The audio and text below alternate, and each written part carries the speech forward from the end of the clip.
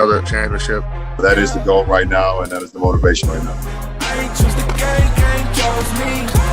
I'm a champion, I need some trophy. This would definitely be a trio to be reckoned with. LeBron James delivering AD dynamite. Westbrook, he just doesn't stop. I'm a champion, I need some trophy. Welcome back to The Jump. There are a million things to love about the NBA, but one of them is that you wake up every single day knowing it's possible that by the time you go to bed, something completely shocking will have happened. Sometimes it's something merely bizarre, like, I don't know, a player throwing a bowl of soup at one of his coaches.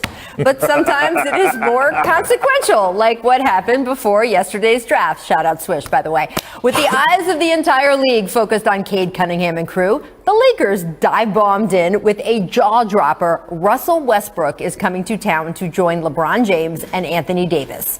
The deal sent Kyle Kuzma, Montrezl Harrell, Kentavious Caldwell-Pope, and last night's number 22 pick to the Wizards, who immediately turned it around for a separate trade. And all of that is interesting, and we're going to unpack all the details in a minute. But also, let me repeat.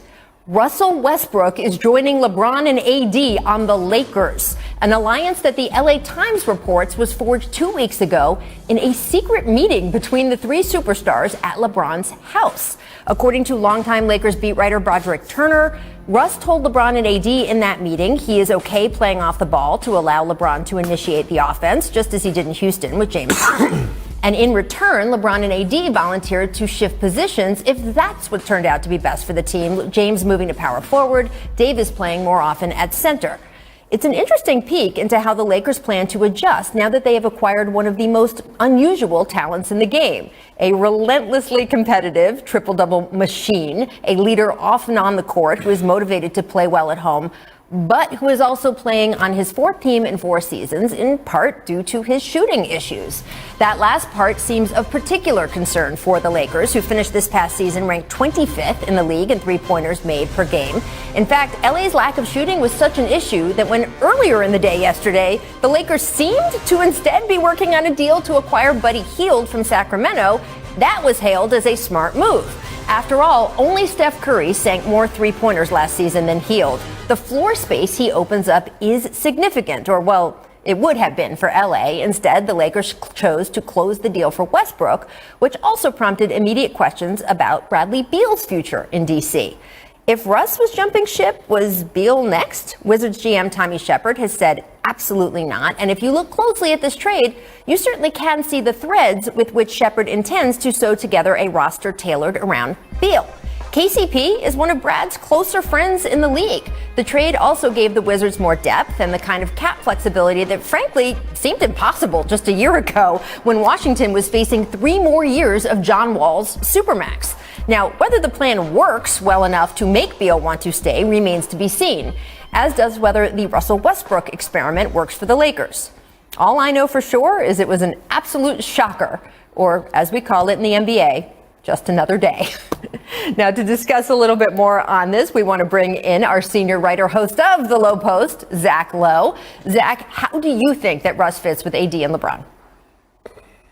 So at the risk of making Mr. Measles, Moody, Mahdi mad at me up there, I don't love this for the Lakers. I would rather, so I'm looking at an alternative where I could have Dennis Schroeder re-signed, Buddy Hield, keep KCP, maybe keep my pick. I'm probably doing that instead of Russ because it helps my depth and the shooting problems are going to be real. But look, the fact is we can talk about shooting and spacing and who's going to take the last shot and all this.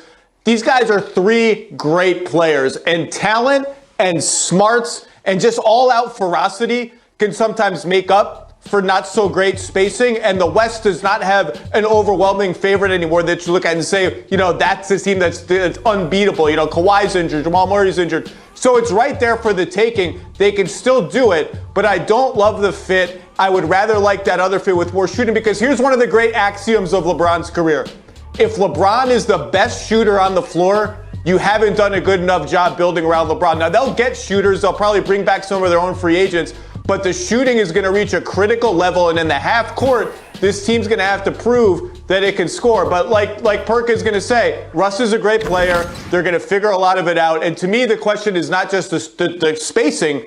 because the Lakers have played in bad spacing before. It's the volume of shots Russ takes and the volume of bad long twos he takes. Is he really going to commit to playing off the ball? Is he really going to set screens and cut and all that and not just stand around the three-point arc? Because we've heard that song before and we haven't seen it play out in real time. The Lakers are going to be great either way because LeBron and AD are great. I just like that first iteration with Hield, Schroeder, KCP, etc. a little bit better than this one. Well, can we take a moment right now and recognize Zach Lowe with the new haircut, the new look? I see you, Zach Lowe, with the little boosted It's the first fade, thing man. RJ said to him also. He It's got the little amazing. boosted fade on himself, looking real fresh right now. I just want to acknowledge you to that point first, Zach. But look, but listen, let me say this to you, okay? First of all, you might as well change the name, right? They're the Los Angeles Jeffersons, okay, because they're moving on up. Look, adding Russell Westbrook was huge, and that makes them the favorite to come out of the Western Conference. And in my eyes, that makes them the favorite to win the title. We keep talking about Russell Westbrook and his shot making or shot taking thing that we just keep painting this narrative about him. But he's led the league in assists 3 times throughout his career. He led the league in assists last year when he was playing with a whole bunch of G League guys. One thing that we do notice that Russell Westbrook hasn't played with a big like Anthony Davis. And if Anthony Davis can commit to playing the center position and him and Russell Westbrook is in a pick and roll, you better watch the hell out because you don't know how to stop it. Secondly, right, who did they just hire? One of our good friends, Fizdale. What did Fizdale coach LeBron at? With the Miami Heat. And who was with the Miami Heat? D. Wade and LeBron James. Are they both shooters? No. Actually, D. Wade shot like 33% from the three-point line. But they found ways to figure it out by cutting, by going to the mid-post area, by going on the low block, deep seals, things to that nature. You can surround them with shooting. Guys like J.J. Redick is going to be up in free agency. I'm pretty sure he'll take a call from LeBron James saying, hey, J.J., we need you. Sure, Bron, I'm on my way. I'm trying to win my championship. Don't you think, Zach Lowe? And you try to find a way to get rid of Dennis Schroeder, bring back some assets, right? Sign and trade. I don't know what the market value is. That's not my department. But I will say this. Russell Westbrook, LeBron James, and Anthony Davis, watch the hell out. Zach, what do you think? I think Perk just suggested we get Mike Miller out of retirement, but I'm not sure. What do you think about the Lakers' ability to add some shooting? Well, first of all, they better bring back all their outgoing free agents like Alex Caruso and Taylor Horton-Tucker, both of whom are going to have a lot of competition for their services. Yeah, Perk is right. They'll get some shooters to come in the minimum, but who? Some of these wings like Reggie Bullock, Alec Burks, they're going to be out of the Lakers' price range. The Lakers have no money to offer. Minimums and the tax mid-level, that's it. It might be a guy like JJ who's at the end of his career and wants a ring, but look, JJ Redick's coming off a pretty uneven season. He's got to prove that he can compete defensively at the highest level if he's going to be on the floor during the finals. The Lakers are going to be fine. All I'm saying is if I'm presented with those two scenarios, I'm taking the one with Buddy and Dennis just by a little bit over this one, but they're going to be exciting to watch, that's for sure. And clearly, LeBron and AD want to play with Russ. I mean, that's certainly what the reporting is, so that's got to be a factor as well. I will say the same thing for the Lakers that we said about the Raptors earlier in the show. I don't think they're done yet, so let's see how things pan out over the next week. Free agency on Monday never stops in this league. Coming up, we're going to dig more into that. Ben Simmons not traded on draft about the draft because, as suspected, Cade Cunningham went first overall to the Pistons. Jalen Green went second to the Rockets. Evan Mobley went third to the Cavs, and that suit. Woo! We will show you the rest of the lottery picks in a bit. That's not the suit, but the Evan Mobley blue suit. There it is, that suit. I think that was my favorite of the night. We'll talk about that. Why don't we instead talk about something more important, though, which is Perk. Who had the best draft in your eyes? You know what? It was hard to pick from, Rachel and Mike, for the simple fact that I thought everyone did a pretty good job because that's how deep the draft was, right? But I got to give the edge to the Pistons. Troy Weaver did his thing. And I know he had the number one pick, but he was caught in between of getting Jalen Green and Cade Cunningham, and he made the right move. He made his next move the best move by getting the most complete player in the draft in Cade Cunningham. Then sliding into the draft, he ended up getting Livers from Michigan, which I thought was a steal, a guy that's ready to play right now that could come in off the bench and provide some energy, could provide depth at that point guard position or two guard position. And then he stole the college player of the year, and Big Garza from Iowa, you know, and I'm like, whoa, like he got him late second round, and I just don't get it. One thing we know about Big Garza, he could put the ball in the basket now. He's a 20 and 10 type guy. I know people want to talk about his defense, but he can stretch the floor, he can knock down shots. So I have to give it to the Pistons and my guy Troy Weaver. Weave, I see you doing your thing. Okay, I mean, good call, Cade Cunningham. I think that every team in the top 3 was a winner, right? But I look at the Orlando Magic and what they did. I mean, getting a guy like JALEN SUGGS at number 5, like that's a culture changer, okay? Like they now have an identity as a team. I know they have this glut of guards with Markelle Fultz and Cole Anthony and RJ Hampton, but he can play with any of those guys. And by the way, he's the best of all of them, okay? So you get a defensive-minded guy like that who reminds me a lot of Drew Holiday, and then also Franz Wagner. Don't sleep on Franz. They got him at number 8. I think he's going to be a starter in the NBA for a long time. So first-year head coach Jamal Mosley gets some guys who are ready to play. They're mature, they're tough, they're defensive-oriented, and I think the Magic are heading in the right direction. So wait, is Mo Wagner Franz's brother now, or is Franz still Mo's brother until Franz does better, really makes his NBA mark? Mo is Franz's brother. First top 10 pick? Okay. Yeah, 100%. Right. Give some love to Franz, man. 19 years old. Don't sleep. I'm so happy you asked Mike that question, because if you'd asked me, the show would have been over. That would have been just. We'll get to the pronunciations and all of that in a little bit. I mean, look, I think Orlando scored too. I think, I mean, it was partly because JALEN SUGGS fell to them. 100%. I admire Masai Ujiri for doing his own thing. I think Masai Ujiri has earned the credit of knowing when he has a North Star he wants to follow, it's for a good reason. You could kind of see the move that he might next make in free agency or trade with that pick. But I did love Orlando and Detroit. And as someone who covered the 2003 Pistons that won the title, I mean, the 2004 Pistons that won the title, the 2005 Pistons that went to the finals, I am so excited to see that market get a good team again, because that building can be amazing. And that crowd and that fan base can be amazing if we just put the team in it that can win, and that'll be a lot of fun. All right, so let's go to the other side, though. Who had a disappointing draft in your eyes, Mike?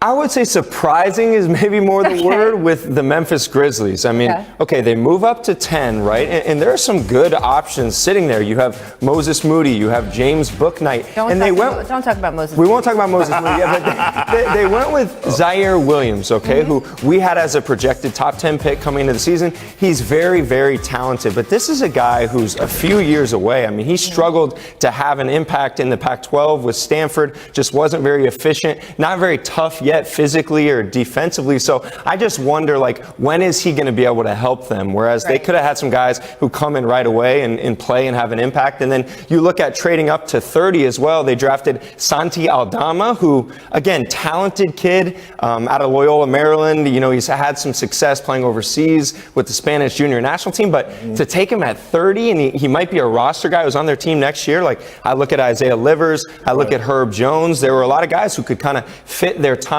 So it was more surprising based on how well they've drafted these past few years. I mean, you look at John Morant, Desmond Bane, Jaren Jackson Jr., Brandon Clark, like whether it's at the top or the 20s or the second round, they've had all these steals. So I was just a little surprised to see them take more of a long-term approach. Well, you know what? I was more disappointed in Masai Ujiri and the Toronto Raptors. And I'm very high on Scotty Barnes, right? I thought he should have went lottery, which he did. But I just think you can't pass up on JALEN SUGGS, and especially when you look around the league at the point guard position. When you look at Russell Westbrook, you look at Kyrie Irving, you look at all these guys, James Harden, even when he slides to the PG position, Drew Holiday. When you look at a guy like JALEN SUGGS, this is a guy that, you know, could be an all-star for a very, very long time. And I think Orlando struck gold by him not getting picked by the Toronto Raptors. This guy is fearless. He's relentless.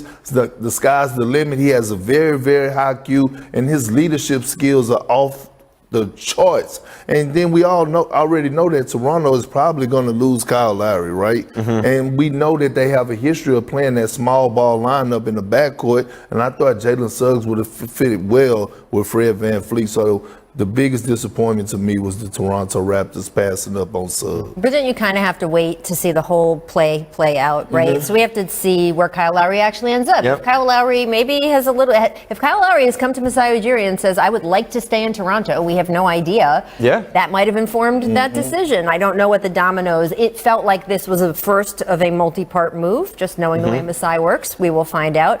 I was also confused by some of the Memphis selections, only for me because they have a gift. They're not rebuilding. Right. A lot of teams that draft future projects, they're rebuilding anyway. This is a gift that they've created, by the way. They earned it by having such young players who are stars. Ja Morant, Jaren Jackson Jr. You could draft an NBA-ready player right now who just folds right into those guys' timeline and have this power core of guys who are all around the same age. You'll have that now age-wise, but unless these guys develop differently than you, the experts project, which is what I go. I go on Mike Schmitz's recommendations when I'm evaluating talent. Rachel, you know my then it's thing. going to be a longer process. My thing about Mike and his analysts for us when it comes to this area of the draft and prospects, he's been on point like Rondo. There we go. Just follow his lead. Keeping me employed. Perk. Speaking of guys who are on point, the wardrobe last night, I mentioned it a little bit before, the two Jalens in particular, Jalen Suggs, Jalen Green, showed out on the red carpet. They both went for the silver sparkly look. So, who had the better suit last night? Well, first of all, I don't approve of either one. We're asking the question. Okay, why?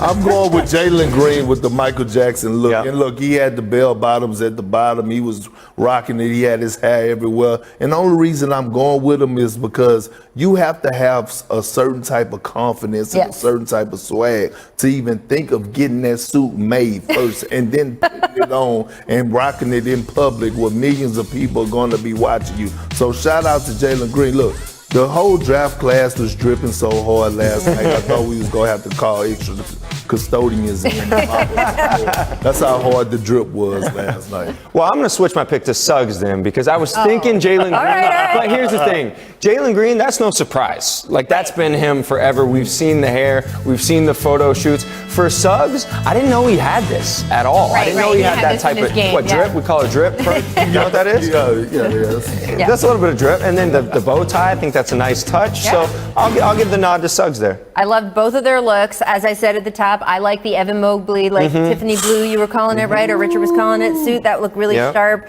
What was the pink satiny? Who had the pink Ty satiny Jones, suit? Yes, that looked great. That was great. Cotton candy. I was really, really impressed. And I also, though, think that we had enough style going on here that it'll be fun in 10 years to look because styles, of course, change. So it's not boring. The guys didn't go with the boring stuff. They went with the sort of more out there stuff. Although Cade Cunningham, as we discussed when he came on the jump set yesterday, he was all for the more classic black sort of, look because he wanted to make sure that in years to come, when we showed his draft, he looked in style no matter what year it is. So, all right, Smart. Mike, thank you so much for joining us. We appreciate it. Just a fantastic job last night and all the week through. Let us be the last you guys. to applaud. We appreciate it. Everyone else stick around because coming up, counting down his top 5 plays as a UCLA Bruin. Number 5, 2008 slam against the Washington State Cougars. Little light bounce. Well, young Russ, the beginning of a beautiful friendship, right? Him and Nick Collison? Absolutely. There we go. Number 4 throws it off the defender's back. This came in Eugene. This is so Russ, right? We should have known. I mean, he's just been this way, right? Like, who's doing that in college? Russell Westbrook. I don't even know what point in the game it is, but I wouldn't be surprised if it was the first quarter. Number 3 backs it over a Hoosier in 2007. Oh! Ooh, a little extra, too. A little extra. Russ makes people feel extra. That is true on the court, right? Yeah, you do. He knows how to get under your skin. It's a skill. Number 2, he attacks the rack against the Ducks in 2008. Let's see this one coming up. A little poster in Pauly. This was back. People made posters at this point. Can we bring back the poster? Oh, look at that. I've seen that fist pump a few times in the NBA. Yeah. I keep telling people he like a 6'4" version of Kevin Garnett after he comes with his emotions. Ooh. Look at that against the Cal Bears. That is just all Russ right there. Everything looks better in powder blue. That's what you call snatching the screws out the basket. Am I getting this right? Everyone's backstory sometimes. Didn't Russ only get the spot at UCLA because someone dropped out? Am I remembering that correctly? Scholarship-wise? Yeah. There you go. And look what the man has done. And he came off the bench. There you go. Let's get to the Portland Trailblazers. Rumors have been swirling over the last few days about Dame Lillard to the point that he and CJ McCollum started shooting down the rumors on Twitter. And then yesterday at USA Basketball Media Availability, Dame was asked this question. I want to get the question right because it refers to his answer. He said the question was, quote, would you give back money about the situation as I could possibly be? And, you know, things have just continued to come out. Oh, Dame said, you know, he's 75-25 or something. And Dame is excited about this. Dame is going to, you know, give back money. Like, I've seen everything, and I have not said any of these things. So can I ask if you would do that? If I would do what? Actually give back money off of your current contract? Why would I do that? I don't know, but it was suggested, so I'm just asking. No. So you can't give back money off of your contract, but you could sit out, and then you don't get paid when you sit out. So I believe that was the origin there. It came from a True Hoop story, and that Dame actually pushed back specifically on that story on Twitter. This is a lot of round the circle ways of saying, Perk, what do you think is going on here with Dame and CJ taking all of these reports head on and addressing them?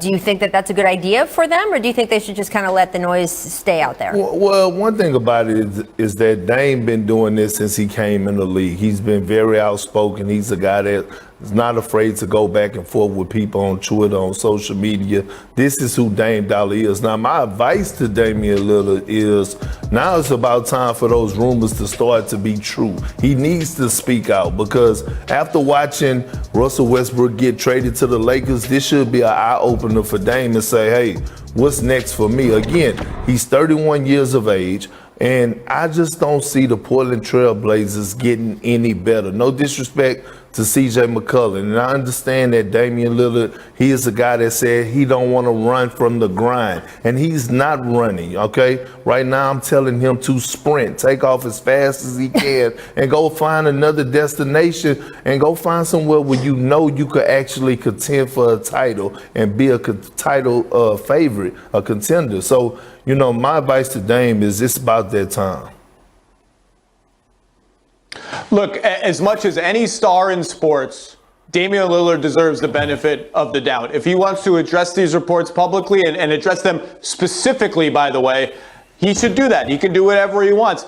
And it was shocking for me to read, and he never struck me as the kind of player who would sit out games and take fines. Dame is a pro. He's a team player, and I think the Blazers are frankly counting on that. That's what they're banking on for Dame. Dame's going to be a pro through all of this. He's not going to tank his value and all that stuff. So, look, Dame can handle this however he wants. He's earned the benefit of the doubt. And the bottom line is, we can read every tea leaf and every tweet and every Instagram post and every anonymous source and all this. He's either going to get traded or he won't. He's either going to ask for a trade or he won't. We'll eventually find out. And let's just see it play out. That's something that's hard, though, about, quote, asking for a trade in Damian Lillard's situation is that Supermax just kicks in this year, Zach, right? I believe. So he doesn't really control where he goes. We've seen some players who have been able to say, I want to go here. And because of the value left on their contract, other teams don't want to trade for him if that guy does not want to stay with their team. They don't want to give up all those assets if the guy's just going to leave in a year. Damian Lillard has a lot of years left on his contract. I assume, Zach, that then if he did go to the Blazers with a trade request, they could deal him anywhere, including to a team that feels like they could never get a big star and is in a smaller market that right now doesn't have a lot of championship aspirations. Is that true? They could, and certainly that's been speculated that Portland has a lot of power here and a lot of leverage here, more so than when a player's in the last year or the second to last year of his deal. But there's also the optics, right? Remember how Oklahoma City was so accommodating? Hey, Chris Paul, where do you want to go? This is Damian Lillard. Teams are rarely in the business of dealing franchise players who have done so much for the team, so much for the community, to Siberia where they don't want to go, to a losing team where they don't want to go. So yes, in theory, the Blazers have a lot of power, and I think they do have a lot of power. They do have the luxury of time. But I don't think when push comes to shove, they're just going to deal Damian Lillard wherever. I think it would require conversation. Hey, this team X that's not very good, that's maybe in a city you don't want to be in, they're offering us way more than anybody else. What do you think? I just don't think they're just going to say, Dame, we have the power, you're going there.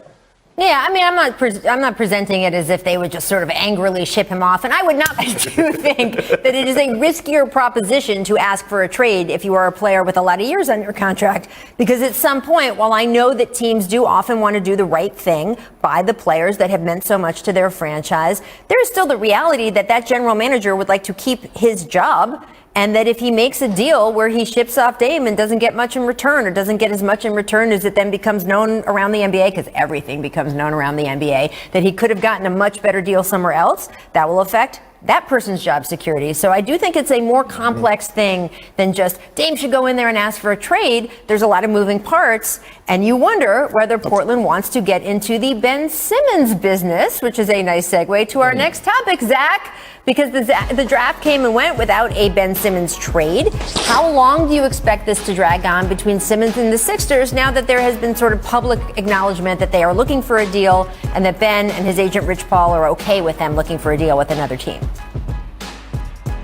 Look, we know the Sixers are asking for a whole lot, whether it's players and picks. I don't think they have anything close right now. I don't think they had anything close last night. As of now, I would expect this to linger into the summer, which could get a little awkward as training camp approaches. But look, you just mentioned, Rachel, free agency is starting in like 48 hours or something. Right. All sorts of chaos is going to happen. We don't know who's going to go where. Things could change in 48 hours. Something could happen to a team that makes them want to get into the Ben Simmons trade. Something could happen to Philly that makes them more willing to trade Ben Simmons. But as of right now, this feels like it's going to linger for a while because I don't think they've really had any traction anywhere.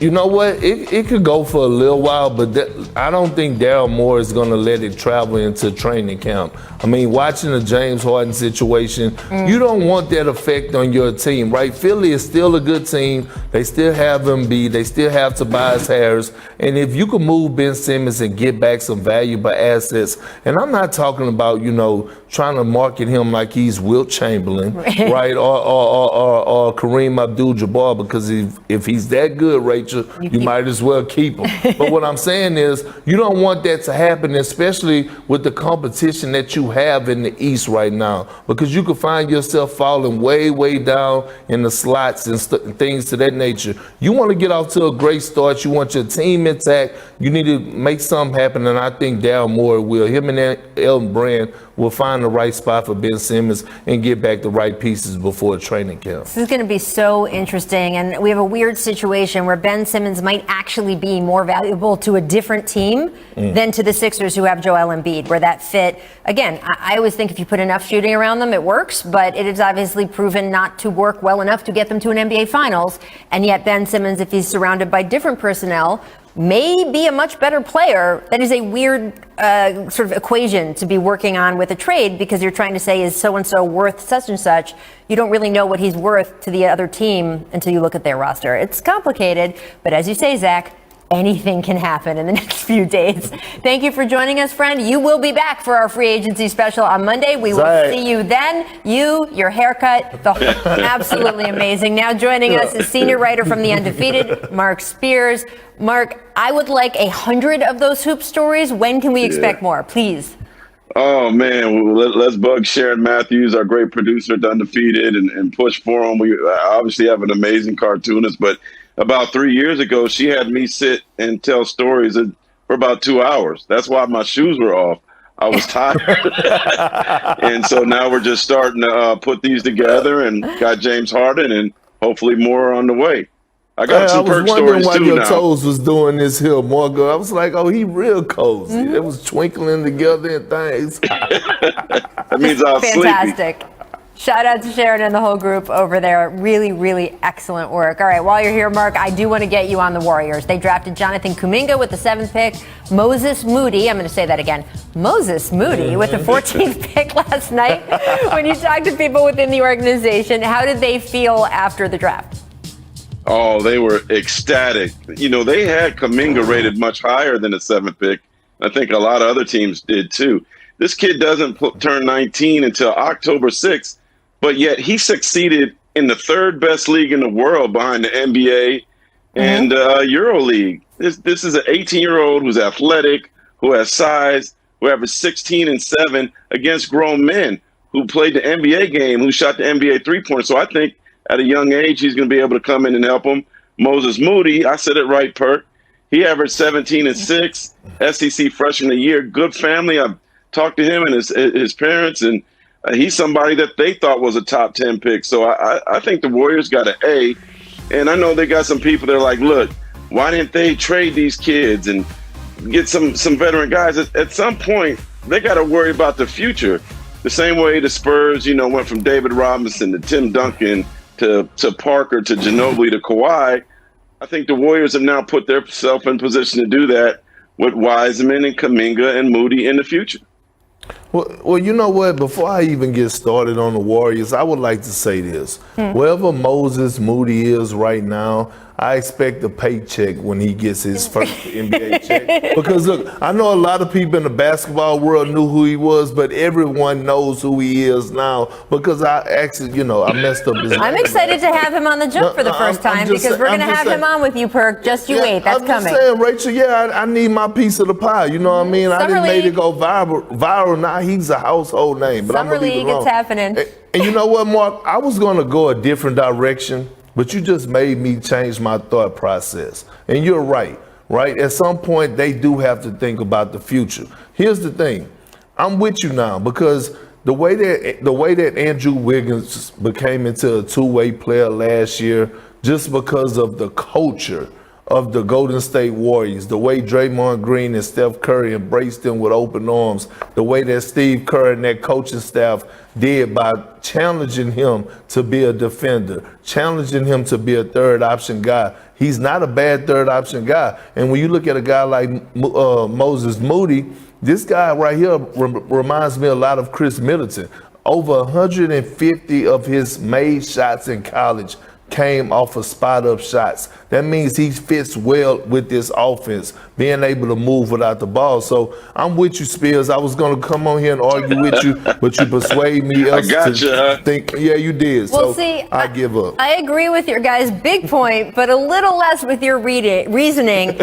I think when you have Steph Curry, you don't plan for the future. I said this with LeBron James and the Cavaliers when they were trying to kind of have it both ways at the end of LeBron's second term there. I just think if you have an MVP and an exceptional, one of the best players ever in the history of the game, that is who you build around. You let the future take care of itself. Now, that being said, you can't just trade on your own. You have to have someone who wants to make a trade with you for someone good who is on Steph's timeline. So they made those picks last night, and I thought they made an excellent choice with both picks.